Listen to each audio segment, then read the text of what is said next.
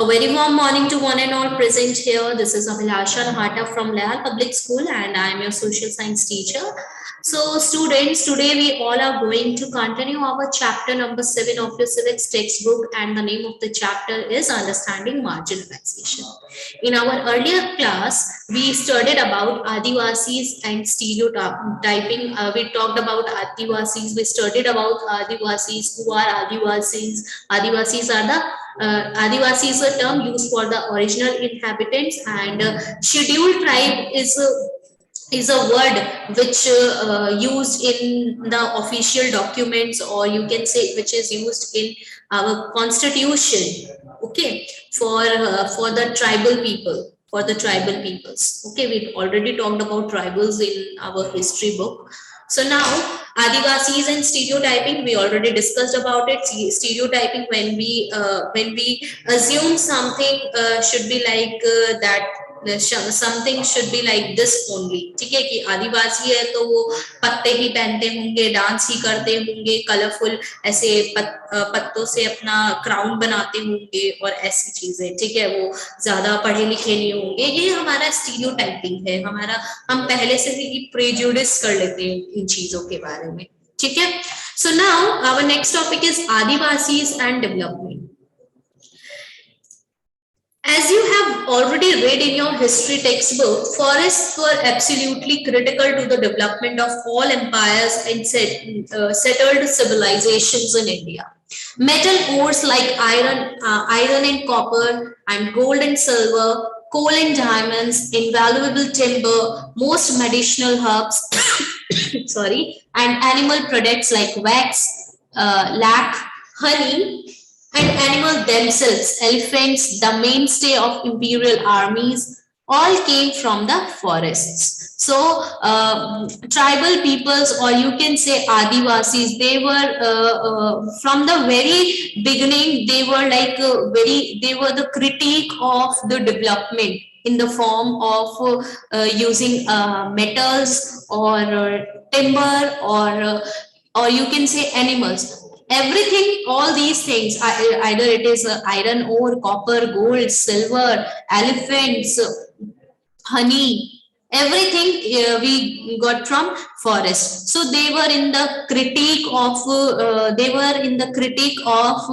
development, and they were in the critique of settled civilization. की settled civilization नहीं होगी, अगर settled होगी तो जो resources हैं वो क्या होते जाएंगे, कम होते जाएंगे, and we are continuously using those resources. Okay, so all came from the forest. In addition, the continuation of life depended heavily on forests that help recharge many of India's rivers and is becoming clearer now. Crucial to the availability and quality of our air and water. Forests covered the major part of our country till the 19th century, and the Adivasis had a deep knowledge of access to as well as control over most of these vast tracts at least till the middle of the 19th century. This meant that they were not ruled by large states and empires. Instead, often empires heavily depended on Adivasis for the crucial access to forest resources. Now, class, life, obviously, the continuation of life obviously dependent on heavily on forest. कि forest है तभी हमारी life जो है चल पा रही है. The oxygen which we are taking, which we are inhaling, is we all got that oxygen from the forest only. ठीक है, जितने भी इंडिया के रिवर्स वगैरह हैं, ठीक है, तो इंडिया के रिवर्स में जो पानी आ रहा है, रिवर्स जो फिल हो रही है, वो भी फॉरेस्ट के हेल्प से ही हो रहा है, ठीक है. बट धीरे धीरे क्या हो रहा है, ये फॉरेस्ट भी क्लियर होते जा रहे हैं, एंड हमारी जो क्वालिटी, हमारी जो एयर क्वालिटी है, वाटर क्वालिटी है, धीरे धीरे वो भी क्या हो रही है, इट बिकम्स वर्स्ट. और जो अवेलेबिलिटी है, मतलब like the good quality of air and water, it is like very difficult to get good quality of air and water nowadays. So forest, obviously till 19th century, forest covered a large part of India, and Adivasis has had a great knowledge of different types of trees and trees, shrubs, and herbs which exist on those forests, and even they had the knowledge of accessing those forests कि हमें कहाँ से कैसे जाना है, कहाँ पे क्या मिलेगा, उसका भी जो नॉलेज था आदिवासी को काफी था. So this meant that they were not ruled by large states. जो आज हम बहुत सारे states देख रहे हैं, large states, you can take an example of Maharashtra, Madhya Pradesh, या वहां पे जो बहुत सारे बिग सिटीज है, आज क्या है, आज बिग सिटीज है, पर वो आज से कुछ सालों पहले या फिर एक सेंचुरी पहले ही की बात कर लो, वहां पे फॉरेस्ट थे.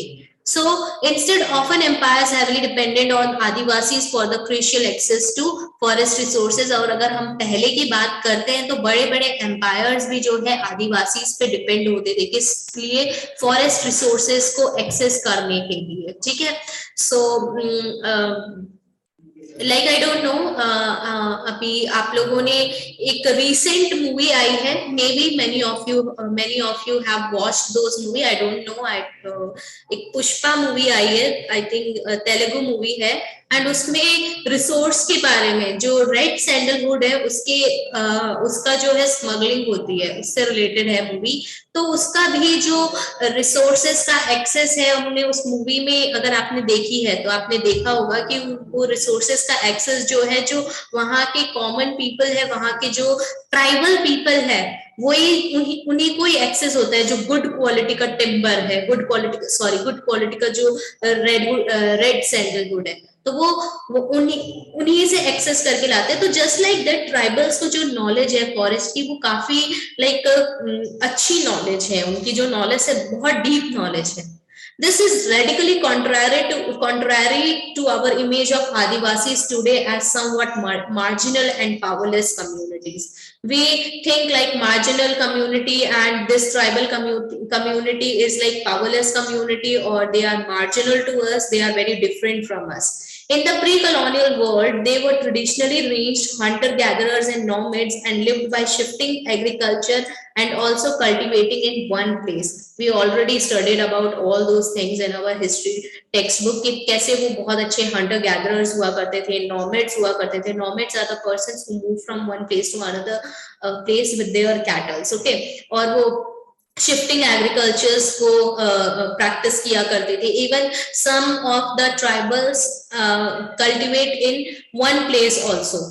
तो ये सारी चीजें हमने हिस्ट्री टेक्स्ट बुक में पढ़ी है. Although these remain for the past 200 years, Adivasis have been increasingly forced through economic changes, forest policies, and political force applied by the state and private industry to migrate to lives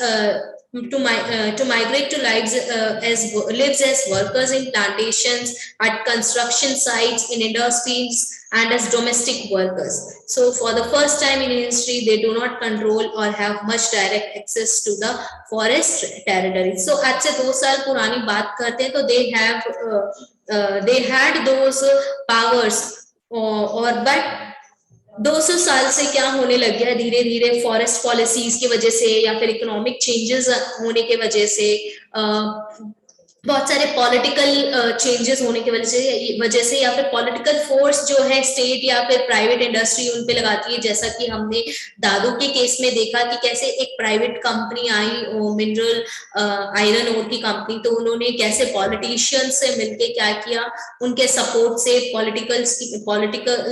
politicians के support से उन्होंने वो place जो है वो clean करवाया, वो area clean करवाया, और वहां पे एक माइनिंग इंडस्ट्रीज जो है ओपन किया. कैसे उनको शिफ्ट होना पड़ा एक जगह से दूसरी जगह. उनको जो जॉब्स हैं, उनकी जो मेन जॉब थी वो एज अ नॉमेड रहते थे या फिर एज अ गैदरर रहते थे, तो वो जॉब भी उनकी जो है एकदम लाइफ जो है बिल्कुल चेंज होने लग गई थी. अब वो एज अ कंस्ट्रक्शन साइट में काम करने लग गए, ठीक है, प्लांटेशंस में काम करने लग गए, या फिर एज अ डोमेस्टिक वर्कर जो है वो दूसरे स्टेट्स में जाके एज अ डोमेस्टिक वर्कर रहने लग गए। सो अब जो है पिछले 200 साल से हम देखते आ रहे हैं कि धीरे धीरे जो आदिवासी का जो एक्सेस था फॉरेस्ट टेरिटरीज में, फॉरेस्ट रीजन में, वो क्या होने लग गया था, डायरेक्ट एक्सेस जो था उस पर उनका कंट्रोल नहीं था। Okay, so now just look at this pink box. From the 1830s onwards, Adivasis from Jharkhand and adjoining areas moved in very large numbers to various plantations in India and the world. Mauritius, the Caribbean and even Australia. ठीक है, आदिवासी from Jharkhand और जो झारखंड के आसपास के areas थे वो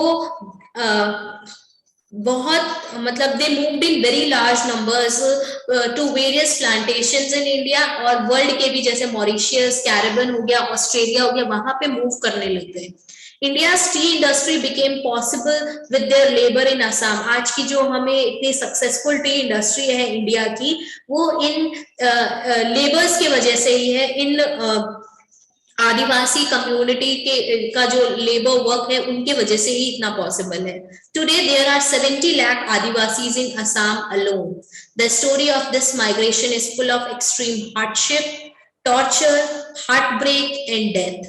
For example, in the 19th century alone, 5 lakh Adivasis had perished in these migration. The song below captures the hopes of the migrants and the reality they faced in Assam. So, at present, 70 lakh Adivasis are living in Assam, and how they migrate. The story behind their migration is like very sad, or you can say they saw extreme hardships, and how people, or you can say the plantation owner tortured them, their heartbreaks, so many deaths, बहुत कुछ उन्होंने जो है सहा है, बहुत सारी problems उन्होंने जो है, डिफिकल्टीज जो है उन्होंने फेस की है।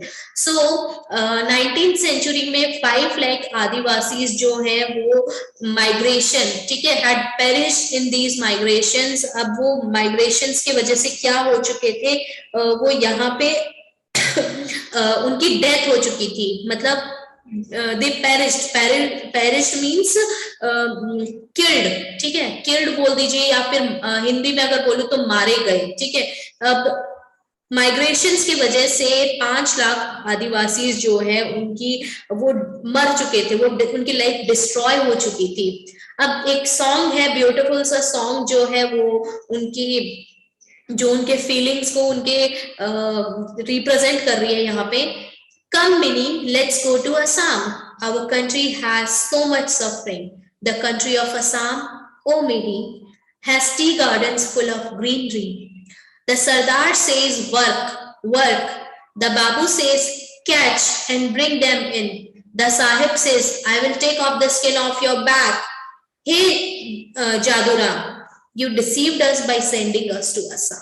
Now, this small composition where we able to get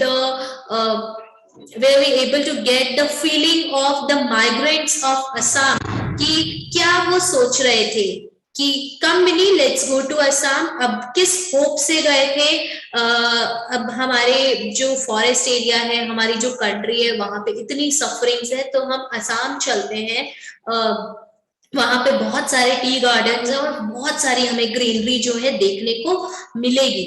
but after migrating to Assam, the sardar says work, work. सरदार जो उनका ओनर है, ठीक है, प्लांटेशन का या टी प्लांटेशन का जो ओनर है, उसके लिए टर्म यूज किया गया है।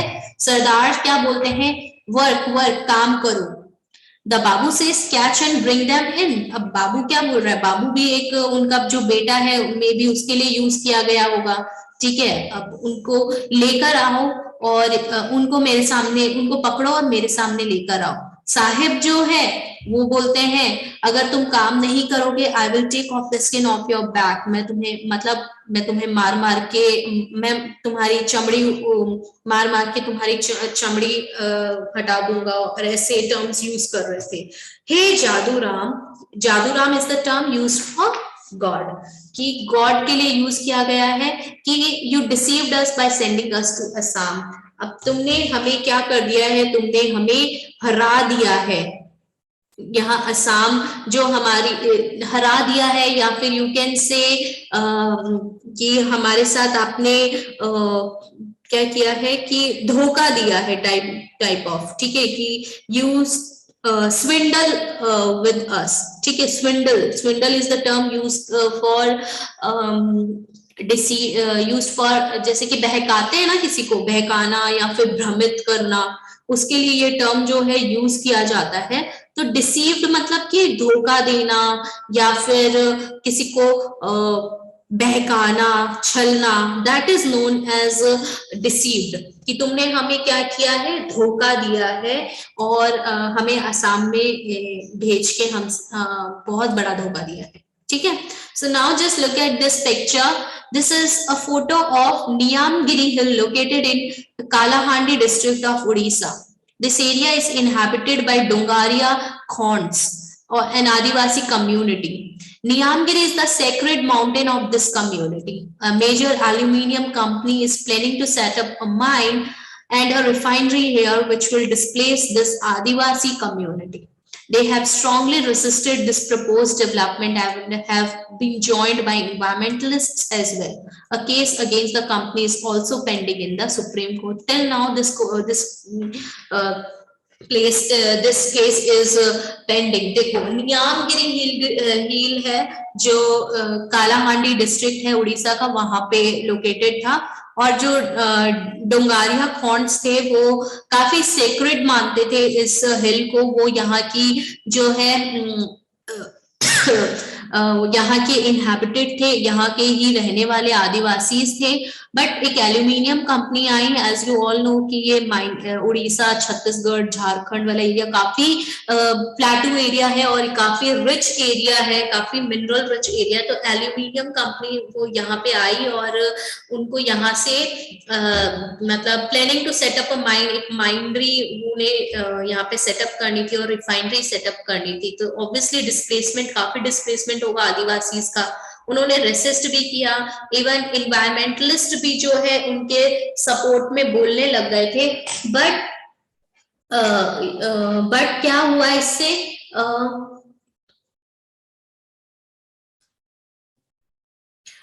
केस दर्ज करवाया, पर ये जो केस है अभी तक चलता रहा, ठीक है। So forest lands have been cleared for timber and to get land for agriculture and industry. Forest land को किस लिए क्लियर किया जा रहा है, टिम्बर के लिए, ठीक है, एग्रीकल्चर और इंडस्ट्री के लिए लैंड क्लियर की जा रही है। Adivasis also lived in areas that are rich in minerals and other natural resources. These are taken over for mining and other large industrial projects. Powerful forces have often colluded to take over tribal land. Much of the time, the land is taken away forcefully and procedures are not followed. According to official figures, more than 50% of persons displaced due to mines and mining projects are tribals. So, forest lands को किस लिए clear किया जा रहा था, agriculture के लिए और इंडस्ट्रीज को सेटअप करने के लिए, माइंस को सेटअप करने के लिए। जो आदिवासी यहाँ पे रहते हैं उनका जो वो एरिया है वो काफी मिनरल रिच एरिया है और जो काफी इंडस्ट्रियल प्रोजेक्ट्स जो है यहाँ पे लोग स्टार्ट करना चाहते थे, जो बिजनेसमैन वगैरह थे। But powerful forces have often colluded to take over tribal land. So now there is a term called colluded. What is the meaning of colluded? Colluded का मतलब होता है कि like when government or some organization cooperate in a secret way या फिर unlawful way में जब किसी को help करती है, तो उससे क्या, उसको क्या बोला जाता है, कल्यूडेड बोला जाता है। तो जो पावरफुल फोर्सेस है, जो यू कैन से पॉलिटिशियंस बोल दीजिए या फिर बिग बिजनेसमैन बोल दीजिए या जो जमींदार वगैरह आसपास के एरिया में रहते हैं, जो भी पावरफुल फोर्सेस हैं वो क्या है, इलीगली क्या कर रहे हैं, उनके अगेंस्ट में कॉन्स्पिरेसी खड़ा करते थे, ठीक है, अनलॉफुली उनकी जो है लैंड्स उनसे ले लिया करते थे। बहुत बार क्या होता था, बहुत सारे लोगों को बहुत फोर्सफुली इन लैंड से जो है निकाला करते थे। और अगर हम ऑफिशियल फिगर्स देखें तो 50% of persons displace due to mines and mining projects. 50% population को किस लिए डिस्प्लेस किया गया है, to displace mean to moves persons from their inhabited place to another place, ठीक है। उनको जब माइग्रेट करते हैं, एक जगह से दूसरी जगह भेज देते हैं, तो उसको बोलते हैं displacement. So due to mines and mining projects बहुत सारे लोग जो है डिस्प्लेस हुए हैं, और 50% अकॉर्डिंग टू फिगर्स 50% जो पर्सन है वो माइनिंग प्रोजेक्ट्स की वजह से डिस्प्लेस हुए हैं। Another recent survey report by organization working among Adivasis shows that 79% of the persons displaced from the states of Andhra Pradesh, Chhattisgarh, Odisha and Jharkhand are tribal. 79% जो displacement हुई है, जो लोगों को डिस्प्लेस किया है, जिन लोगों को हटाया है, वो कहां से है। देखो बेटा, ये वाला जो एरिया है आपका प्लेटू रीजन है, ठीक है, तो वो ट्राइबल एरिया है, ठीक है। ये जो आंध्र प्रदेश, छत्तीसगढ़, उड़ीसा, झारखंड, ये ट्राइबल्स हैं, और ट्राइबल्स फॉरेस्ट में रहते हैं। और जो मेन जो मोटिव था माइनिंग प्रोजेक्ट्स की वजह से ही उनको क्या है, यहाँ से हटाया गया है। Huge tracts of their lands have also gone under the water of hundreds of dams that have been built in independent India. Dams obviously बहुत सारे हमारी डेवलपमेंट हुई है डैम्स की, हमें इलेक्ट्रिसिटी जनरेट करने में हेल्प करेगी, और डैम्स का इरिगेशन फैसिलिटीज काफी अच्छी हुई है, बहुत सारे एडवांटेजेस हैं। बट डैम्स को बिल्ड करने से देखो ट्राइबल्स का भी जो है कितना डिस्प्लेसमेंट हुआ है।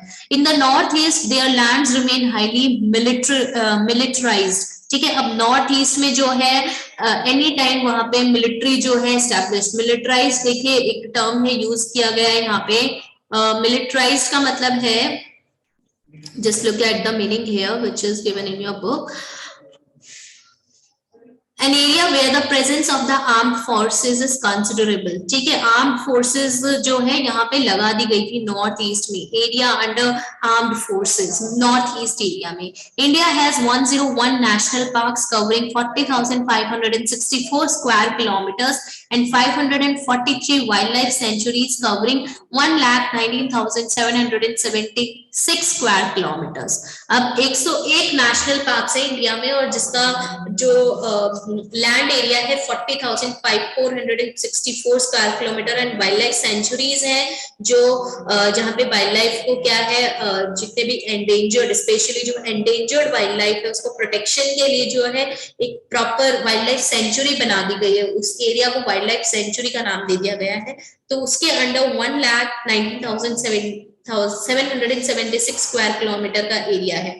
These are areas where tribals originally lived but were evicted from, ठीक है। ऐसे एरियाज जो है यहाँ पे ट्राइबल्स जो है ओरिजिनली रहते थे, बट अब उनको यहाँ से डिस्प्लेस कर दिया गया, उनको उनकी जगह से एविक्ट कर गया, उनको उनकी लैंड से निकाल दिया गया। They were evicted from there. Evicted, already told you the meaning of evicted, जब आपको अपनी ही लैंड से निकाल दिया जाता है या फिर कहीं और भेज दिया जाता है तो उसको एविक्टेड बोलते हैं। When they continue to stay in these forests, they are termed encroachers, ठीक है। अब अगर वो रहने की कोशिश करते थे कि अगर हम इसी लैंड में रहेंगे, और अगर ऐसी कोशिश करते थे तो उनको क्या टर्म कर दिया गया था, क्या डिस्क्राइब कर दिया गया था, उनको एनक्रोचर्स डिस्क्राइब कर दिया था। अब एनक्रोचर्स क्या होता है, encroachers means you can say आक्रमणित, जैसे कि जो क्या करते हैं, जो किसी और की टेरिटरी पे कब्जा करके रहते हैं ना, उनको बोलते हैं एनक्रोचर्स, ठीक है। जो you can say when you capture someone else territory और region that term is known as encroachment, और इंक्रोचर्स जब आप किसी और के जमीन में रहने लग जाते हो, किसी और के लैंड में रहने लग जाते हो, दे आर नोन एज इंक्रोचर्स। तो उनको एंक्रोचर्स टर्म से बोलने लग डिफाइन करने लग जाते थे। Okay, so class today we will थोड़ा सा और रहता है, चलो कर लेते हैं। Losing their minds and access to the forest means that tribals lost their main sources of livelihood and food, obviously having gradually lost access to their traditional homelands. Many Adivasis have migrated to cities in search of work, where they are employed for very low wages in local industries or construction sites. Thus, they get caught in a cycle of poverty and deprivation. 45% of tribal groups in rural areas and 35% in urban areas live below the poverty line. This led to deprivation in other areas. Many tribal children are malnourished. Literacy rates among tribals are also very low. अब क्या हुआ, अब उनके land से उनको निकाल दिया गया, तो अब उनका जो मेन सोर्स था लाइवलीहुड का, खाने का, वो क्या हो चुका था, चला गया था, उनके हाथों से निकल गया था। So they lost their traditional homelands, they lost their original places. Even they have to migrate to cities in search of work, and obviously वहां पे जो employer wages थी काफी कम वेजेस थी। कुछ लोग कंस्ट्रक्शन वर्क में थे, कुछ लोग डोमेस्टिक वर्कर के जैसे काम कर रहे थे, तो उनकी वेजेस भी कम थी। वो इससे क्या हुआ, वो एक पोवर्टी में cycle, they caught in a cycle of poverty के साइकिल में आ गए। और अब जो 45% ट्राइबल ग्रुप्स है रूरल एरियाज में और 35% अर्बन एरियाज में, वो पोवर्टी लाइन से बिलो है। एंड जो बहुत सारे जो बच्चे हैं, वो ट्राइबल्स के बच्चे जो हैं काफी मैलनरिश्ड हैं। मैलनरिश्ड मतलब जब प्रॉपर न्यूट्रिशन आपके बॉडी में नहीं आता है, आपको नहीं मिल पाता है, तो उसको बोलते हैं मैलनरिश्ड। ठीक है, आपके अंदर, आपके बॉडी में आप हेल्दी नहीं हो, आपके बॉडी में प्रॉपर न्यूट्रिशन नहीं है। इवन लिटरेसी रेट्स, जो लिटरेसी रेट्स थी, जो स्कूल जाने की मतलब पढ़े लिखे बोल सकते हो, तो लिटरेसी रेट भी जो ट्राइबल्स की थी वो काफी कम थी, बहुत कम बच्चे स्कूल जा पाते थे because of their poverty. So when Adivasis are displaced from their lands, they lose much more than a source of income, they lose their tradition and customs. Obviously उनके कस्टम्स, ट्रेडिशंस जो है वो छोड़ चुके थे, वो लूज हो चुका था। A way of living and being, they took our farming land, they left some houses, they took the cremation ground, temple well and pond. How will we survive? Says Govinda Maran, who was displaced due to a refinery project in Odisha. Govinda Maran है, उनको उड़ीसा के एक refinery project की वजह से उनको उन्हीं की लैंड से निकाल दिया गया था। तो उन्होंने बोला कि हमारी फार्मिंग लैंड ले लिया है, उन्होंने हमारे कुछ घर ही हमारे लिए छोड़े हैं, हमारा जो क्रेमेशन ग्राउंड था जहाँ पे अंतिम संस्कार किया जाता है, ठीक है, तो क्रेमेशन ग्राउंड जो है हमसे ले लिया गया, हमारे टेम्पल्स हमसे ले लिए गए, जो हमारे तालाब थे, जो हमारी कुएं थे, सब हमसे ले लिया गया। तो हम अब जिएंगे कैसे? So as you have read, there exists an interconnectedness between the economic and social dimensions of tribal life. Destruction in one sphere naturally impacts the other. Obviously, अगर एक जगह destruction हो रहा है, तो naturally वो हर एक एरिया में कोई ना कोई destroy या फिर कोई ना कोई damage करता है।